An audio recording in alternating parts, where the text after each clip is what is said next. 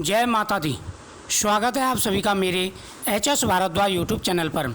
आज मैं आपको नवरात्रि के दो ऐसे लक्षणों के बारे में, संकेत के बारे में जानकारी दूंगा। अगर गर्भवती महिला को यह संकेत नवरात्रों में नज़र आते हैं, लक्षण नज़र आते हैं, तो यह बेहद ही शुभ संकेत माने जाते हैं। ये संकेत पुत्र प्राप्ति के होते हैं, यानी माता दुर्गा की कृपा आपके ऊपर हो चुकी है और आपको अवश्य ही पुत्र की प्राप्ति होगी। गर्भवती महिलाएं पुत्र प्राप्ति के लिए प्रतिदिन माता की पूजा करें। माता के सामने आप निवेदन करें कि हे मातेश्वरी, हमें पुत्र प्राप्ति का वरदान दें। माता के सामने फल अर्पण करें और साथ ही फल की यानी केले की आहुति भी देनी चाहिए। केले की आहुति देने से पुत्र प्राप्ति के योग बन जाते हैं, पुत्र प्राप्ति का आशीर्वाद मिलता है। आपने कथा में सुना भी होगा।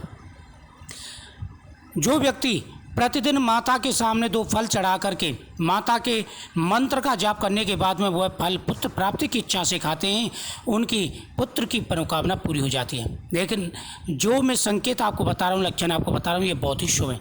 सबसे पहला, अगर नवरात्रों में सुबह के समय सोते समय आपको माता दुर्गा के सामने केले का फल रखा हुआ दिखाई दे, जो कि पुत्र प्राप्ति का एक बहुत बड़ा संकेत माना जाता है, तो समझ लीजिए कि आपकी पुत्र की मनोकामना अवश्य पूरी होगी।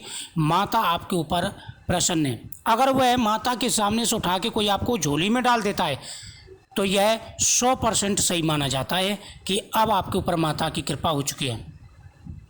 दोस्तों, नवरात्रों में प्रतिदिन माता की पूजा करें और घर पर आए हुए अतिथि का तिरस्कार आपको नहीं करना है। इस बात का विशेष रूप से ध्यान रखना है।